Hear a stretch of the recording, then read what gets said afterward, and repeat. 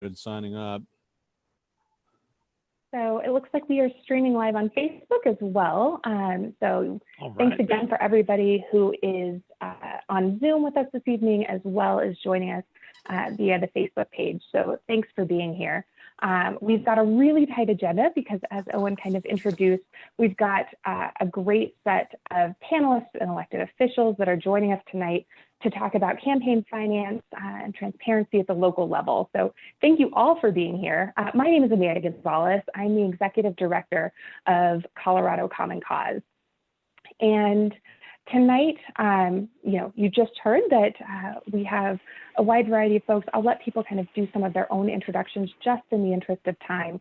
But I did want to cover a couple housekeeping items before we get going officially. So we would love to hear from you tonight. We hope that you have lots of questions about the policy, about campaign finance, about what we can be doing at the municipal level to reduce the influence of money in politics and make sure that everyday people and everyone's voices are heard in our government. So please use the chat box to share your questions. If you're new to Zoom, how you'd be new to Zoom after a couple months of quarantine would be oppressive, but that is at the bottom middle of your screen. You've got a little chat icon. You can click there and enter your questions, and we'll be collecting those for when we get to the Q&A portion of the evening. We also have a hashtag that we're using tonight, and that's Reform Aurora. So the hashtag is Reform Aurora. And we hope that you will chat about this, that you'll mention it to your friends, and that you'll post on social media. If you decide to do that, go ahead and use that hashtag of Reform Aurora. And then I just wanted to thank all of the different groups that have put so much hard work into this effort. I know that you all are spending your evening with us tonight because you care about these issues and you care about having our democracy be everything that it can be. And PDA Colorado, Clean Slate Now Action, Working Families Party, Our Revolution, Metro Denver, DSA Colorado, Colorado Common Cause, Indivisible CD6, and Campaign Legal Center have put months and months of work into this along with our elected officials. So thank you to all of the groups and all of the folks that have put their heart and soul into this effort. So without further ado, we have Congressman Sarbanes. I think that Owen Perkins is going to do a little introduction, and we'll hear from you. Yeah, I'll just be very brief. But when I first got very involved in advocating for campaign finance reform, one of the first calls I made was to an old schoolmate, Congressman John Sarbanes, who we grew up together in Baltimore. He was still representing my mom at the time, I believe. We used to take Greek together with Mr. Vishio, and his mom was my yearbook advisor, and his dad was my senator. So he is, I think, the leading voice in Congress right now on campaign finance reform. He's the lead sponsor of HR 1. He's helped us with what we've done in Colorado and in Denver, and we've tried to help him back. And I want to turn it over to Congressman John Sarbanes. Welcome to Colorado. Thanks very much, Owen. And actually, I've been to Colorado, and I've been to Colorado on this issue of campaign finance reform before, within the last 3 or 4 years. You're doing great work. There's tremendous energy in Colorado. It's something we're seeing across the country, but there's a difference between energy and then focusing and channeling it in a way that actually can produce these new systems of accountability to the people. And we all know this is about power. Who holds power in our democracy? Is it going to be corporations and deep-pocketed donors and lobbyists? Or is it going to be the people, everyday Americans, who are the ones who have invested in this idea of American democracy and unfortunately see it getting hijacked every day by special interests and are starting to push back? That's what you're doing in Colorado.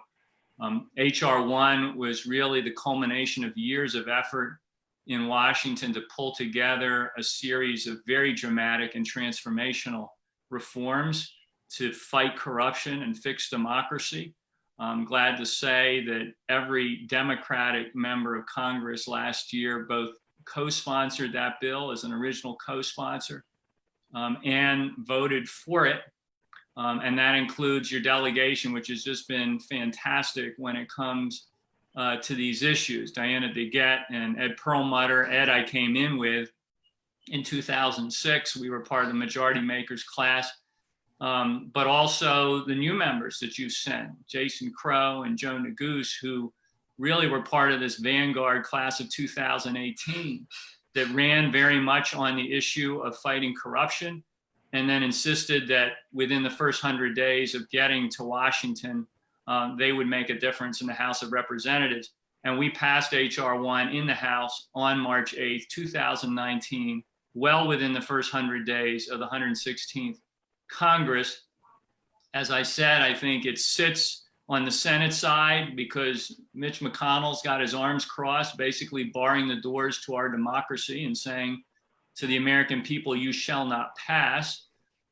He is terrified of H.R. 1 because it would completely dismantle the power structure that he has built up over 3 decades, which includes voter suppression and includes lack of transparency and sort of ethical sort of end runs around what the system of accountability should be.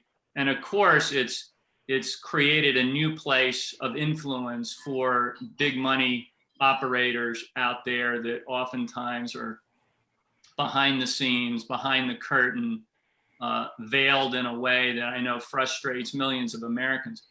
So we're going to continue that fight for H.R. 1 in Washington. But I have to tell you that so much of the power behind it is coming from these grassroots efforts across the country, including in Colorado. And I'm super excited that Aurora is now stepping into this space with this kind of initiative and making these proposals and reforms to give democracy back to everyday Americans who are frustrated with the current system. Every time this kind of reform gets passed and enacted at the local or state level, it injects new energy into our efforts to do this nationally. I can't overstate that because I've seen, frankly, how it affects our members of Congress when they see this bubbling up in local communities, when they talk to voters who are getting invested in this idea of reclaiming their democracy because they're enacting these reforms at the local level. They understand that doing that at the national level has to be an imperative.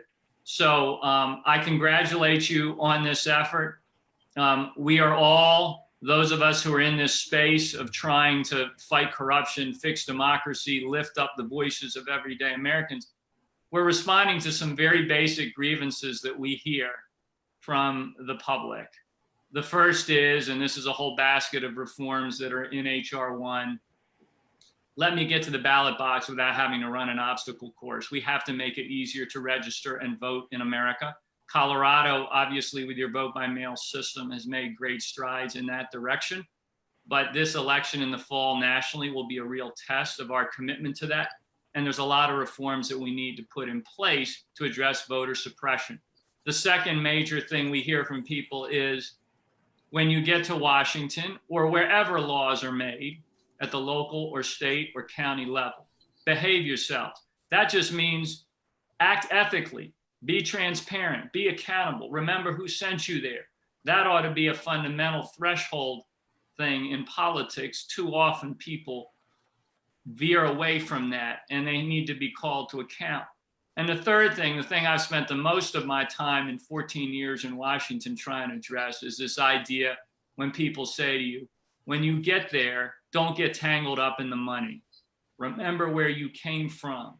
Don't allow the lobbyists to hijack the system or the big corporations. Fight back on our behalf. And that's where systems of disclosure that you are piloting here in Aurora, systems of small donor public financing of campaigns, and other steps to give average people, everyday Americans, as much of a voice on the playing field of their democracy as anybody else. Those are critical. We're all working towards that goal. This is the hardest thing we will ever do because the powers that want to keep the current structures in place are very strong. We've seen it decade after decade. But I believe that we can overcome that. And it's because of efforts like the ones you're leading there. So congratulations to all of you, to the groups that are part of this. I've worked with many of you in various chapter forms across the country and at the national level, to elected officials who are stepping up into this space with courage. Thank you for doing that. And I look forward to seeing the results of this effort, as we have with other efforts across Colorado and across the country. Thank you, Owen, for the opportunity to join you tonight, and I'll send it back to you. Well, thank you so much for joining us. We really appreciate your time. I know that you're busy and hopping off to another engagement, but we appreciate your participation, and thanks so much for being here. Thank you. Next up, so campaign finance reform, we are going to be focusing tonight on specifically the policy that we're looking at in Aurora, Colorado, but this is obviously not an issue that can be tackled alone at a municipal level, at a state level, and maybe even at the federal level, that we all have our pieces to work on and to do. And so we're lucky tonight to have Representative Emily Sirota. She carried House Bill 1066, which created contribution limits for school district director candidates. And in 2019, she was the sponsor of House Bill 1007, which created contribution limits for county offices. So really taking a look at this from a statewide perspective and examining the work that we can do there. So thank you so much, Representative Sirota, for joining us.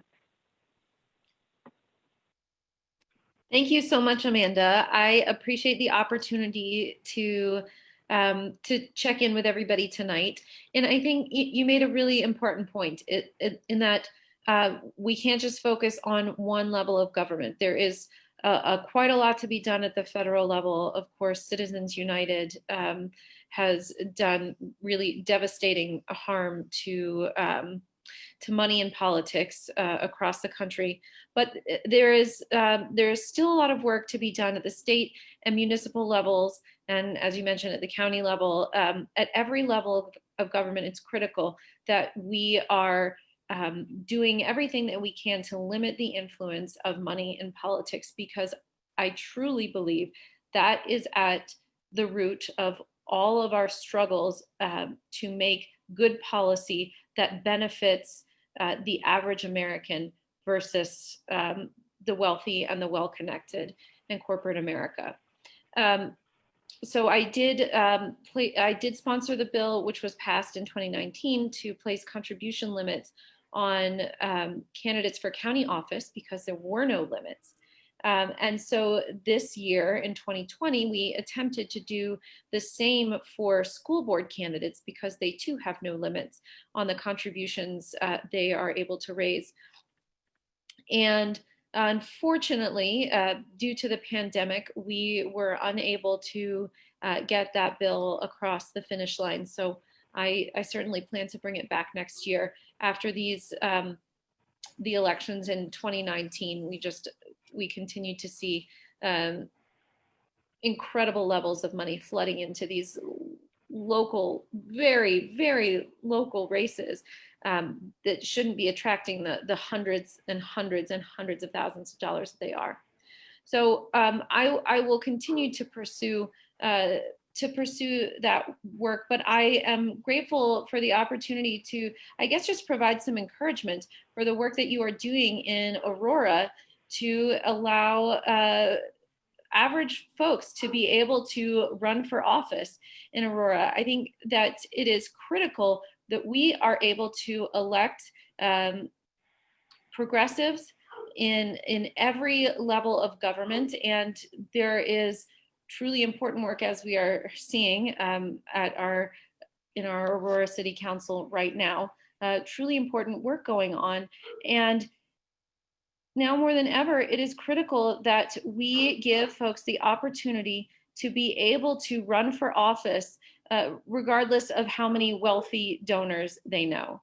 That people are able to run for office because they are connected to their community, because they are passionate about the issues facing their communities, and that once they get there, they will be able to be beholden to their community, to all of the grassroots small dollar donors who helped get them there, not the wealthy and the well-connected and the corporations, when these difficult decisions come, which they inevitably will, that our elected officials are able to stay true to their values, to their community's needs, and that really can only happen when they don't have to answer to their big donors. I see it happen at the state capitol over and over again, and it doesn't matter what party you're in. So I think that I look forward to seeing the success in Denver of this initiative, and I'm glad to be here to help contribute to the cause in Aurora. I think that it can help produce some really wonderful results on behalf of democracy and really restoring people's faith in their elected leaders, that they are there to actually represent them and their interests. Absolutely. Yeah, thank you so much. You know, there's a reason that we are all building a strong democracy with common sense solutions that put everyday people ahead of big money donors. And it's so important to all of the accountability efforts that I think everybody who is participating tonight is really dedicated to. So next up, Owen Perkins with Clean Slate Now Action is going to be doing an overview of sort of how we got to this point and the policy that we're going to be looking at tonight. So take it away, Owen.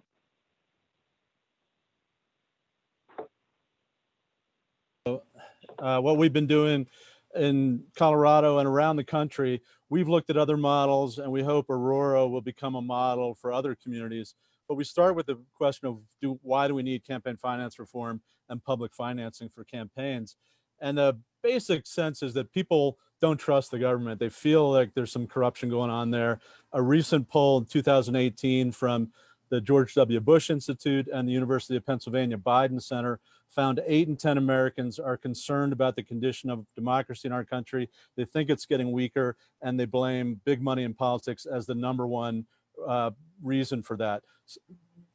Close behind that is racism and discrimination. But this is on people's minds. Any polls you see will reflect that 70, 80, 90% level of support for campaign finance reform. We're supposed to be in a society where one citizen gets one vote, but it often feels like it's more like $1 a vote. And the Supreme Court has said that money is speech. I don't think any of us here believe that tonight, but if money is speech, how do people of modest means have their speech in this country? So that's what we're trying to get into.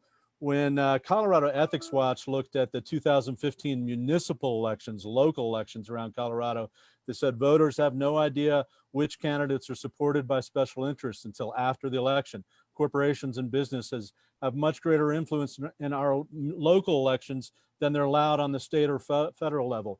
Both these things have to change if we're going to have open, transparent, and informed elections in the future. The alternative is we have a government we don't trust and we don't feel represents us. Princeton did this study, and they look at the ideal, what the ideal ought to be. If there's 80% of the people supporting a policy, a bill, it ought to have an 80% chance of passing. That would be ideal. It's not the way it works. The reality is whether 0% of the people support it, 93%, 100%, doesn't matter. It has a 30% likelihood of passing in Congress. So that's reality for we the people. That's what our say is worth. No matter how strongly we believe in it, we got a 30% chance of making change. I think when you're an activist, your odds go up. But what really puts your odds up is if you're wealthy. If we're in that, if you're not in the 90%, but in the top 10%, then you get a different playing field. You're the things that you want. If you want something 100% in that top 10% tier of Americans, you got a 61% chance of seeing that pass in Congress. That's the impact of big money in politics. That's why why so many people come to the conclusion that corruption is legal in America, and we're running corrupt elections and corrupt government. The corporations, the special interests love it because they get incredible return on their investment. They get 22,000% return on investment, according to the Journal of Law and Politics. And that, we could see that in the 2016 election cycle as a direct result of the Supreme Court decisions leading up to that. There was an extra $3 billion in that election that wouldn't have been there otherwise. There was about there was about $5.4 billion put in by the biggest companies in America, and they got back about $4 trillion on that investment in tax breaks and favorable legislations for big pharma, big health insurance, big oil and gas, all the usual suspects. The problem with big money is it doesn't look like our communities in general, but our communities end up reflecting the policy behind big money, and that's often they're reflecting the views of the white, male, and rich. When we look at, this was a study from Heather McGee of Demos and Robert Reich. They looked at donors giving more than $5,000. 94% of them are white. Not coincidentally, 90% of elected officials at that time in the country were white. It's getting better, but it doesn't reflect reality. Reality would show at that time about 40% of the country is people of color. We need to see that reflection in our offices in order to make the kind of changes that prioritize the public interest over the special interest. So the Democracy for the People initiative in Denver took this on by banning corporations from donating to campaigns, lowering the high contribution limits to be at the state level, which is more reasonable, and creating publicly financed campaign system with a 9-to-1 match on funds for small dollar donations, $50 and less, to candidates who opt out and don't expect special interest money, don't accept it. We also required the disclosure of outside money being spent on electioneering in Denver. Quickly, you can see, things like the mayor, the limit went from 3,000 to 1,000. But keep Aurora in perspective. They have no limits. So you have got contributions of $25,000 coming in Aurora for a ward council person or a mayor candidate from an individual or a corporation.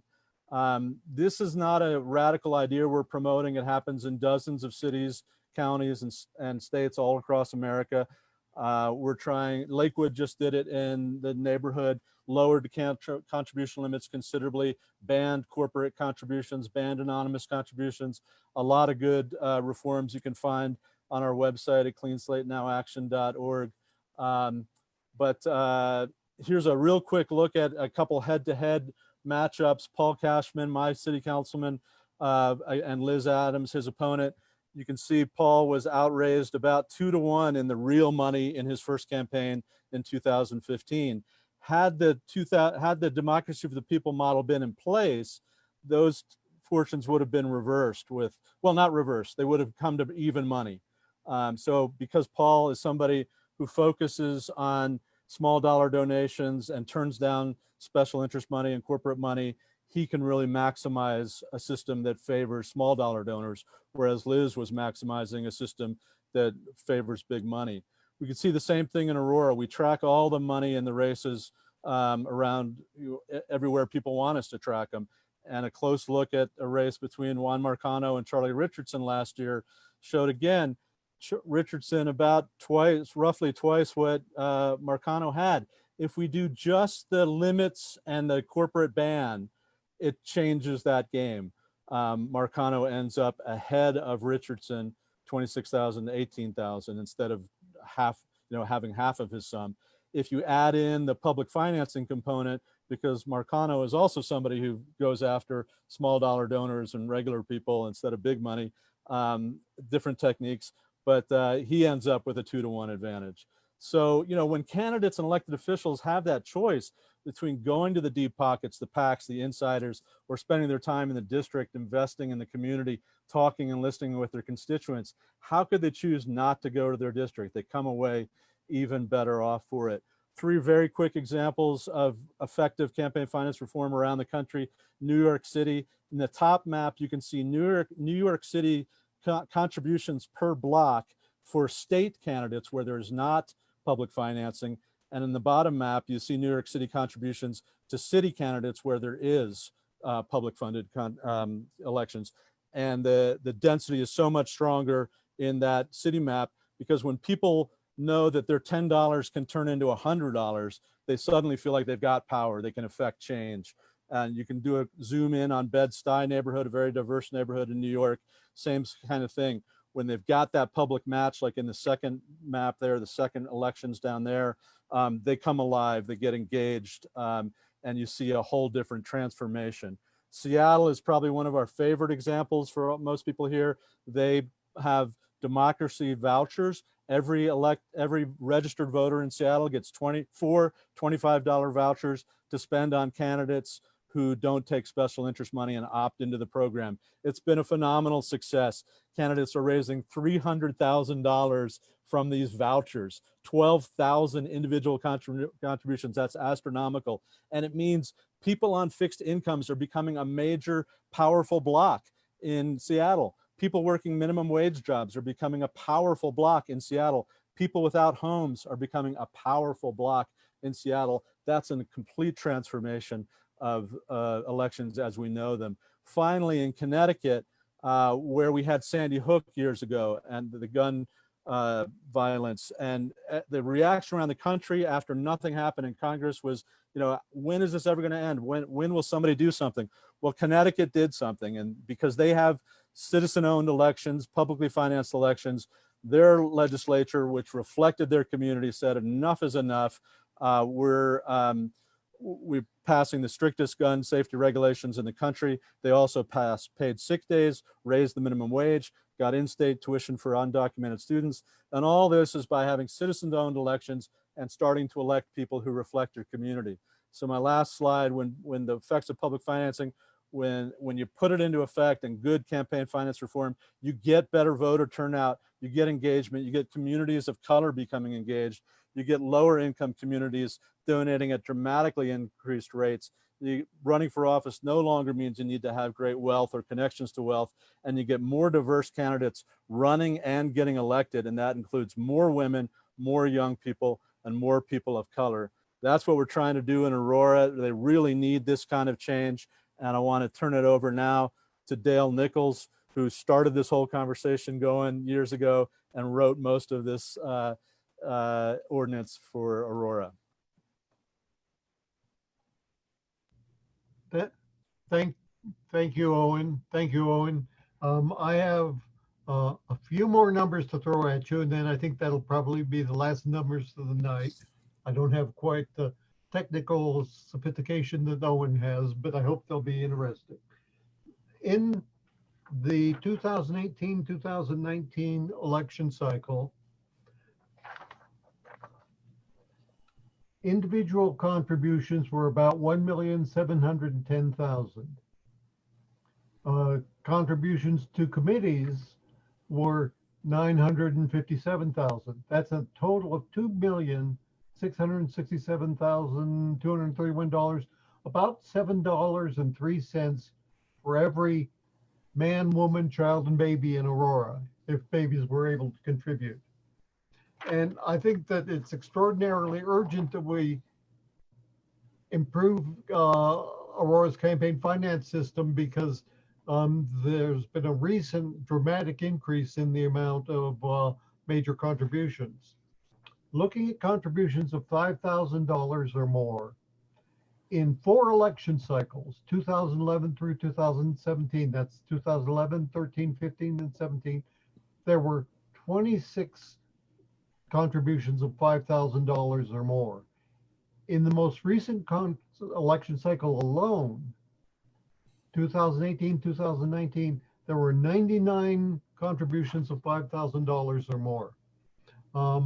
The largest contribution ever before this last election cycle was $25,000.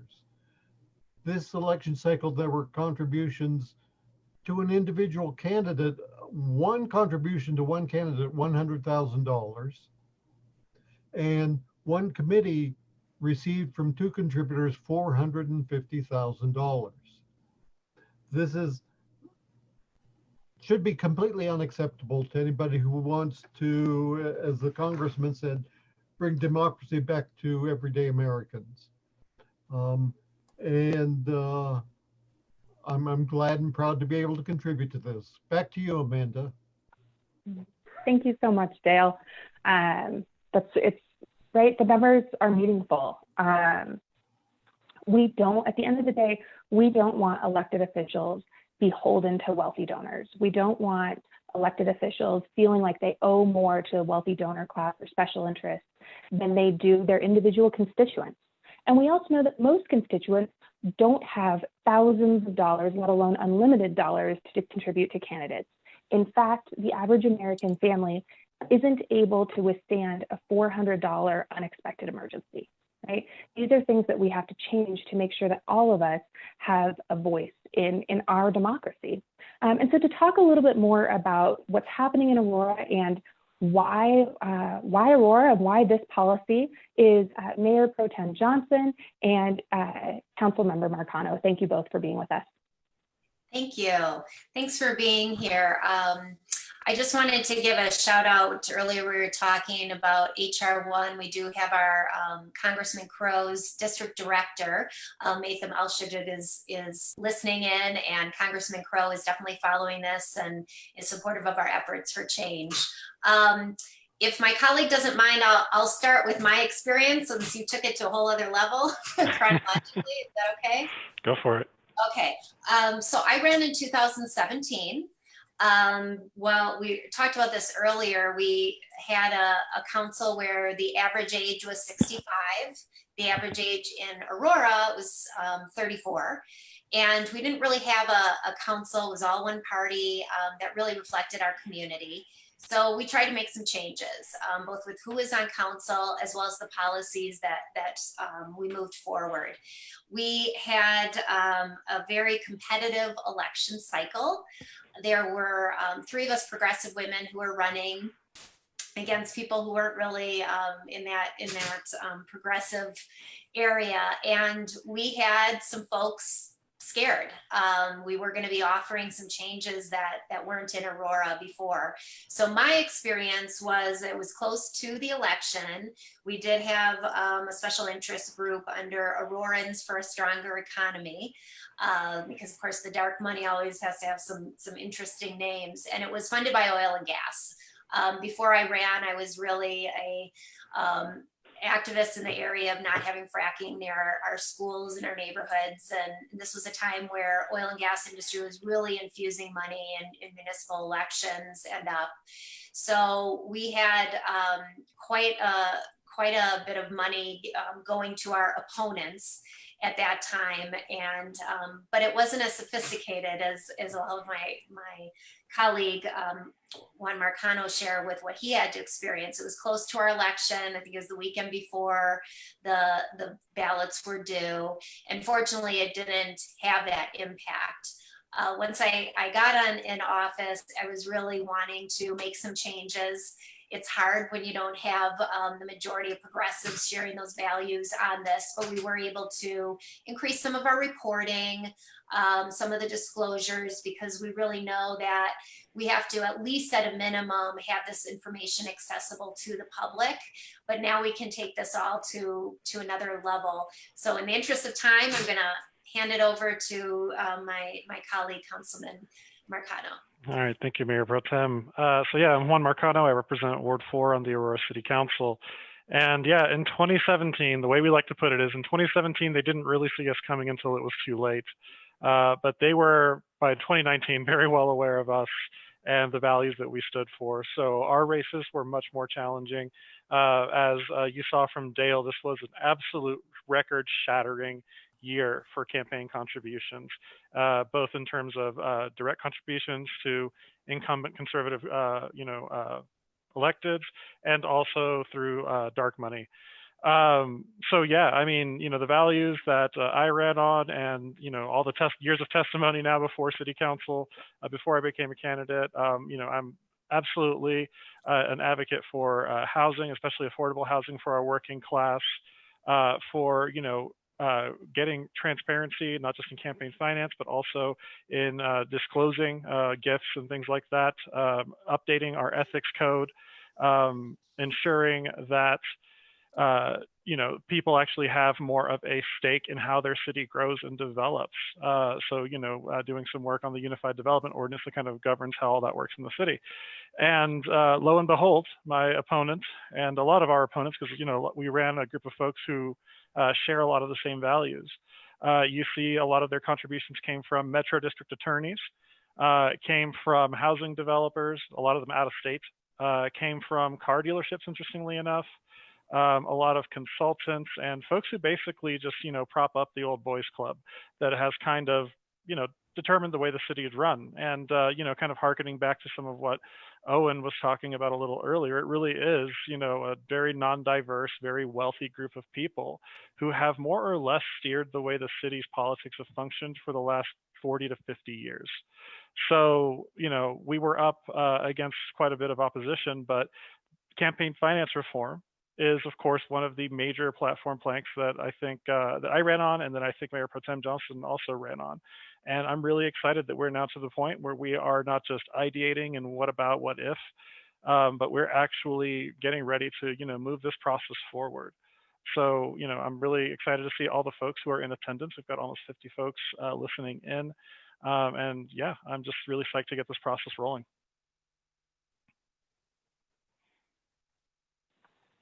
Great. Thank you so much. And we'll continue to dive into the policy a little bit deeper. I want to next introduce Austin Graham, who is legal counsel with the Campaign Legal Center. And he'll be giving us an overview of campaign finance, what we can do at the municipal level. And then I'd love to continue to have our council members chime in on the details of the policy that you all have been working on. Great, thank you, Amanda. So I'm Austin Graham, and I'm legal counsel with the Campaign Legal Center. We are based in Washington, D.C., and we work to improve laws around the democratic process at all levels of government. I'm going to spend a couple minutes tonight giving an overview of what the Supreme Court has said about the big policy reforms that we're trying to bring to Aurora, including introducing contribution limits for city candidates and new disclosure requirements for political committees and other organizations that spend money to influence Aurora's elections. I'll start with contribution limits. For over 40 years, the Supreme Court has held that limits on direct contributions to candidates are consistent with the First Amendment and serve the public interest by preventing corruption, as well as the appearance of corruption in the political process. Beginning with the 1976 decision Buckley v. Vallejo, the Supreme Court has continually upheld different federal and state laws that impose contribution limits, reasoning that the public has a strong interest in preventing corruption. Likewise, the Supreme Court has validated complementary restrictions meant to prevent circumvention of candidate contribution limits, including restrictions on candidates' campaigns coordinating with PACs and other outside groups that make expenditures to support them. This anti-corruption interest has also justified laws that prohibit contributions from specific sources, including corporations. In 2003, in a case called FEC v. Beaumont, the Supreme Court upheld federal law's ban on corporate contributions as it applied to a nonprofit corporation that sought to give contributions to federal candidates. There, the court maintained that the anti-corruption interest was served by the corporate contribution ban, even in relation to a nonprofit corporation without the financial resources of a Fortune 500 company. The court in Beaumont explained that prohibiting corporate contributions helps to prevent circumvention of limits on contributions from individual donors who could otherwise use corporate entities as conduits to funnel additional contributions to candidates in excess of legal limits. In stories about campaign finance, reporters often describe the Supreme Court's 2010 decision in Citizens United v. FEC as though it invalidated restrictions on corporate contributions. That is not the case. In Citizens United, what the court actually held was that government may not prohibit corporate independent expenditures in candidate elections. Citizens United essential reasoning was that independent expenditures, unlike direct contributions to candidates, do not pose a risk of corruption because they are made independently and without the involvement of candidates or their campaigns, at least in theory. Citizens United was really an extension of a line of cases that treat election-related expenditures as a direct form of political speech, thus deserving of more constitutional protection than campaign contribution limits, which do not actually involve political speech by the particular donor. So in short, Citizens United does not foreclose the ability of a city like Aurora to establish contribution limits for city candidates or to prohibit corporations from making direct contributions to those candidates. As recently as last year, the Supreme Court declined to hear a lawsuit challenging Massachusetts' prohibition on corporate contributions. That signals the court continues to support the constitutionality of corporate contribution restrictions. In terms of existing contribution laws, at least 22 states, including Colorado, along with the federal government, prohibit corporations from making direct contributions to candidates. Additionally, about 40 states have some form of limits on direct contributions to candidates. The next issue I want to touch on is disclosure and what the Supreme Court has held there. So really across the Supreme Court's campaign finance jurisprudence, disclosure has probably received the most ringing endorsement in terms of its constitutionality as a policy. This is because, as the Supreme Court has explained, disclosure doesn't limit anyone's ability to speak about a candidate or a political issue or to express their support for a political cause. Within its campaign finance cases, the court has maintained that disclosure serves the public interest in three ways. First, it provides voters with important information about sources of political contributions and expenditures, and about the various constituencies who support candidates. In turn, this information helps to promote informed decision-making by voters on election day. Second, the court has recognized disclosure helps to prevent corruption, as sunlight has been said to be the strongest of disinfectants. And finally, disclosure helps with the enforcement of other campaign finance laws, like contribution limits and corporate contribution prohibitions, by providing hard data about the sources and amounts of money given to candidates and their supporters. So, while Citizens United is best known for striking down restrictions on corporate independent spending, the decision was actually a huge win for political disclosure. 8 of the court's 9 justices, most of whom are still on the court today, joined the part of Citizens United upholding federal law's disclosure requirements as they applied to Hillary the Movie, which is a video on demand documentary, as well as to commercial ads promoting the film. In fact, the court was completely comfortable with the extension of political advertising disclaimer requirements to 10-second advertisements that simply urged viewers to go see Hillary the Movie without any form of electoral advocacy as part of those communications. As the court explained, and this is an actual quote from Citizens United, even if ads only pertain to a commercial transaction, the public has an interest in knowing who is speaking about a candidate shortly before an election. So that's a quick and dirty rundown on where the Supreme Court is on kind of the big substantive issues that we're trying to bring to Aurora. And happy to respond to any questions in the comments. Thanks. And before I hop over to the questions, because a number of them have also come in via email, so thank you for submitting those. It's not too late. If you have more questions about campaign finance generally or this policy specifically, please don't forget to type it into the chat. We want to make sure we address all of your questions. But before I get directly to those, to either of our council members, was there anything that you wanted to add to that? Yes, I was, is it okay, Councilmember Marcano, if we put up Go the ahead. executive summary? Yeah. Are you able to do that, just so folks can reference that, and we'll give you kind of the highlights? Austin gave some of the court's decisions behind that, but Councilmember Marcano and I are going to give you some highlights of what this reform will look like. So while we're getting that up for the executive summary, do you mind if I dive in, Councilmember Marcano? If you'd like to start, go ahead. Okay, so right now, as we mentioned, there are no limits in the city of Aurora. You can donate, like someone said, do a $25,000 check and that's fine. So this new ordinance that we will have will institute campaign limits for ward council members at large and the mayor.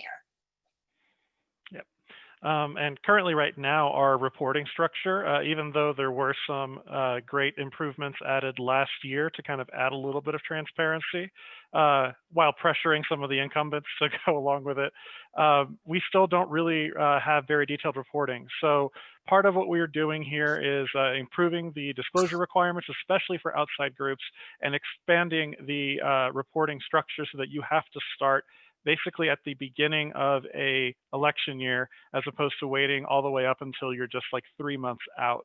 That really gets, I think, the public an opportunity to know who these people actually are they able to connect with community, where are they getting their support from, which I think is really, really important. Thank you.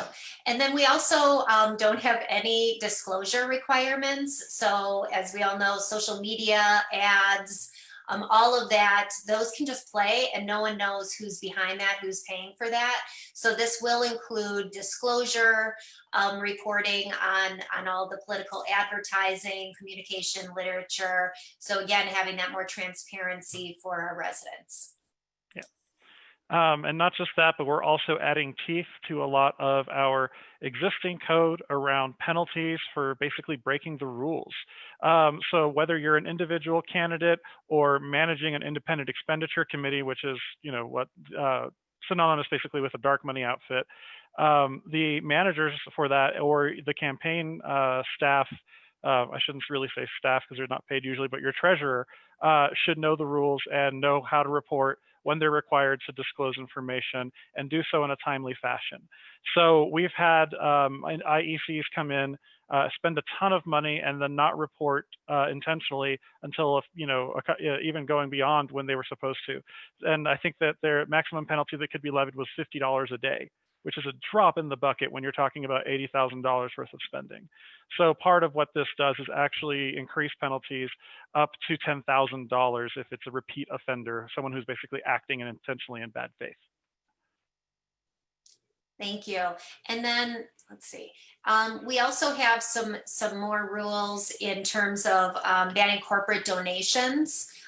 So we want to make sure that our donations are coming from people and residents, and again tied into that disclosure. And I should say the city of Aurora is investing in a new software system, separate from the requirements that this ordinance will have, but it will be much easier for residents to get on, go online, get the information, and then with the rules in place that we have with the ordinance, it will be much more user-friendly to be able to access that. And last but not least, and I think this kind of directly goes to a couple of the questions that we've already gotten, is a potential public financing component.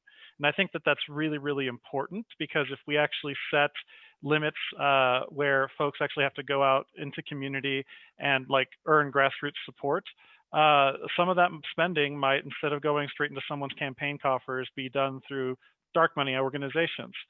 So in order to make sure that that doesn't disadvantage folks who are running open, clean races, there is a public campaign, a public match component that we're floating for Aurora. That would look something like $500,000 a year dedicated on a, basically $1 million per election cycle, because we have elections here every 2 years, which comes out to be about 0.0014% of our general fund. I know we're going through some hard times right now, so this is why it's still, proposed. It's not something that we're strongly committing to yet, but I think that you can't put a dollar sign on a functioning and healthy democracy. So I'm hoping that we can get support from folks to make sure that this actually happens, so that grassroots candidates will always be in a competitive position against big dark money special interest groups. Great, and I just want to add, thank you, Owen, for putting the summary up. If you go to cleanslatenowaction.org, there's the much more information. We have the executive summary on that, and we'll include that in the comments as well. Awesome. Thank you so much. So now the exciting part, because we have about a zillion questions that have come in. So we'll see how many of them we have time to get to. And this is just the beginning of this conversation. So don't feel like tonight is the only time. We'll have lots of opportunities for you to plug in on an ongoing basis. But the first question, and I think it's probably best for our council members, and maybe we'll start out with Austin. Lots of folks want to know, is this just going to make money go darker?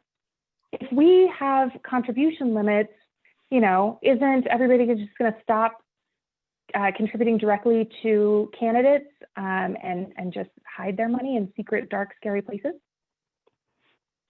Yeah, sure. And, I do understand the appeal of, wanting to channel money to candidate committees, which are really the most accountable in terms of they report regularly, all that stuff's public. But the problem with just allowing unlimited money to go to candidates is, if nothing else, that to me signals like, wow, the elected officials are they're open for business in terms of, if you can give them $50,000, that's an easy way to win sway. So, pairing limits on money to candidates along with effective transparency requirements for outside political spending is really, I think, the sweet spot here, where you both get accountable elected officials who don't seem beholden to special interests, while also when you do see that money go to independent spending groups, there's adequate transparency there. You know who's really behind the spending. It's not this kind of opaque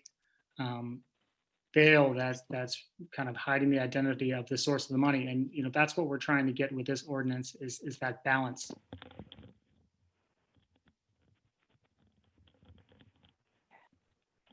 Councilmember Marcano, did you want to add anything there? Oh, no, I'm sorry. I was just making noise. Great. Just wanted to make sure it's good to you. And, I guess I'll just add there too that as a point of contrast, we have had different offices throughout the state that haven't had contribution limits. Representative Sirota talked about county contribution limits and school board contribution limits, and we've still seen plenty of dark money in those races. So it's not the case that the thing preventing dark money is direct contribution to elected officials. So our next question, oh, sorry, go ahead. Our next question, and a good point. Yeah, is from Josh, and then we had a couple other people ask something similar to this. He wants to know, will this policy stop IECs, and maybe somebody could talk a little bit about what an IEC is, from limitless spending, or at least hold them accountable? Right now, it's really hard for voters to understand who's trying to influence their vote because they're not getting that information back in real time, right? Maybe a campaign or an election has even ended before you know who paid for all those ads and whether or not those are people or organizations that you trust. So, maybe, Owen, I know that this is something that Clean Slate works on. Do you want to talk a little bit about that and then others can chime in? I was trying to answer a question in the chat, so I'm a little distracted, but can you hit the last part? I know you're talking about IECs and the influence that this will have on them. Could you? Yeah, how does this increase transparency, if at all? Oh, well, this is shining the light on the dark money. I mean, what we're trying to do in Aurora and what has been happening throughout Colorado, both at the municipal level and the state level, has been getting it out in the open, getting it seen. I mean, we can't, without overturning Citizens United, stop the dark money altogether, but we can shine a light on it. We can make sure people know where it's coming from. And that is so often a determining factor, when we track money like that and we show, look at the mayor's race in Aurora or the Senate race in Colorado, U.S. Senate race in Colorado, the tracking on cleanslatenowAction.org, the candidates with pages and pages of special interest contributions, that raises eyebrows. People are tuned in enough that, the data we gave at the beginning shows the population is tuned into this. And when they see that dark money, or that special interest money, that corporate money funding campaigns, it raises alarms and it makes them take a second look. And that's a very powerful, effect of shining the light on that money. May I just add, Amanda, to that? Yeah, absolutely. So a lot of the issues as being an informed voter, and the Aurora Sentinel has really done a good job of covering these issues, is now the time you find these things out, you've already submitted your ballot. So that shining the light is having this early on being disclosed, being able to have for voters, whether the press cover it or you're just an informed voter and you look at it, to be able to say who is having the influence over the person I'm going to vote. So this will really provide more information. Unfortunately, I'm going to be upfront with what we have now. It's not going to eliminate it, but it is going to shine that light, as Owen said. And I think as a follow-up question, maybe for Austin, is this the kind of thing that we can do at the municipal level, or are we going to get overturned at the Supreme Court? I don't really want to be at the Supreme Court. I touched on it earlier when I gave my little spiel, but courts have been very supportive of broad disclosure policies, all the way back to Citizens United. You know, Citizens United said it's constitutional for the government to require a 4-second disclosure on a 10-second advertisement telling viewers to go watch a documentary movie about a presidential candidate. So, you know, the case law here is really on our side, and that goes down to the state level and to the local level. So, you know, we're on firm ground with the transparency policies. Thank you. You know, our next question is one that I'm so glad was asked, that there's so much going on in the world right now. We are in this really important accountability moment where we are finally having conversations around racial justice and racial equity that are long overdue. And so given that, is this the time to be talking about campaign finance reform? You know, especially to our council members who are in Aurora, who, you know, are dealing very intensely with police accountability. You know, that's acute work that needs to happen right now. Why is this the right time for campaign finance? And is it going to help us with any of the other accountability conversations that we've been having? And perhaps Councilmember Marcano, you could start us off. Yeah, absolutely. I think you really can't talk about issues of racial and economic equality and equity without talking about how our democracy is currently structured and how campaigns are financed. The intersection between race and class is really inseparable, and a lot of the reasons that, you know, we have had historic divestments from communities of color in this country and in this city. Aurora was historically redlined, come because of the kind of representation that we get. So we already know the outcomes of the structure as it stands. You get a very unrepresentative government most of the time.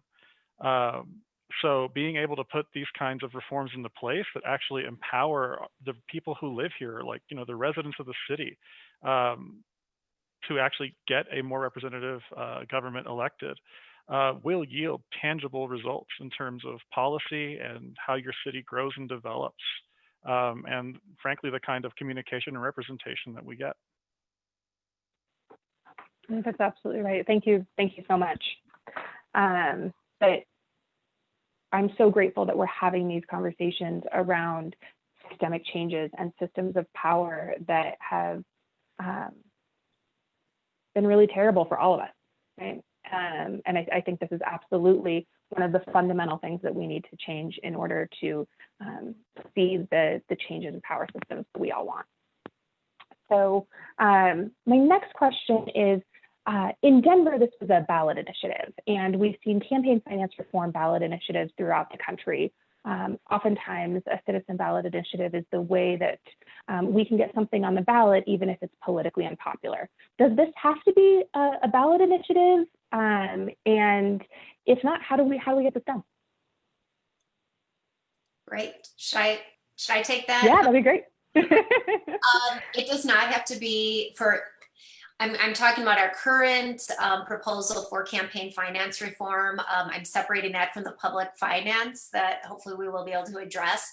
But this proposal, we can do it by having 6 votes on council. We have 10 members on city council, 4 are at large, and 6 represent different areas in the city. And then we do have a mayor who votes if there's a tie.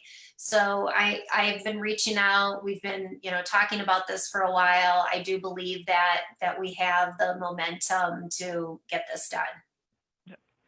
And I do want to just piggyback on that, because I did see a question in chat about why don't we just try to tax, the dark money? And that's something that we have brought up and explored.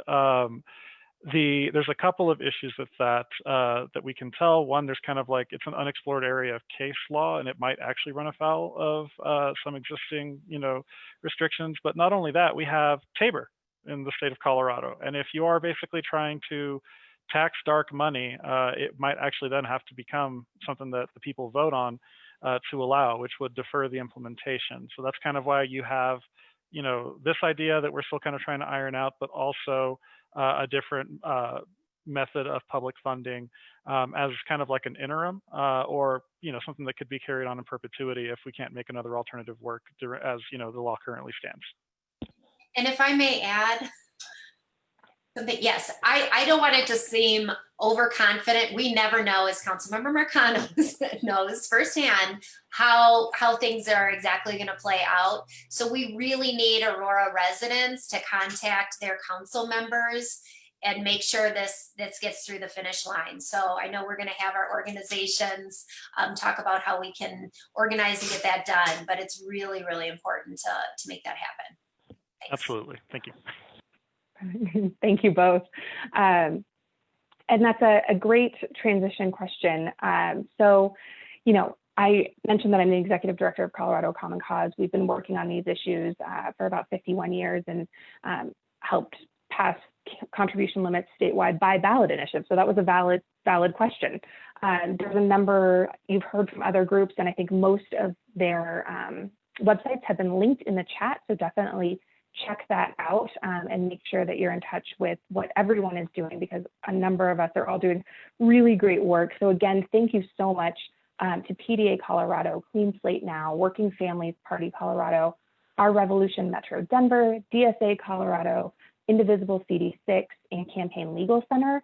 I think everybody has been invaluable to this process. And I want to kind of toss over to Sydney, who's a staff member at Working Families Party, to answer our next question, which is, what are the strategies to get this done? If I'm part of a community organization that wants to hear more, right? Maybe my neighbors want to get involved, or I think they should better understand campaign finance, or I just think this is awesome and I want to be part of the cool kids. What should I be doing next? Yeah, so we have a volunteer form set up, so everybody can go to their web browser, take out their phone right now, and go to bit.ly/D4P Aurora, Democracy for the People Aurora. And we have a volunteer form that allows you to let us know the many ways you can get involved. This is really it has been and it's going to be a community-led effort.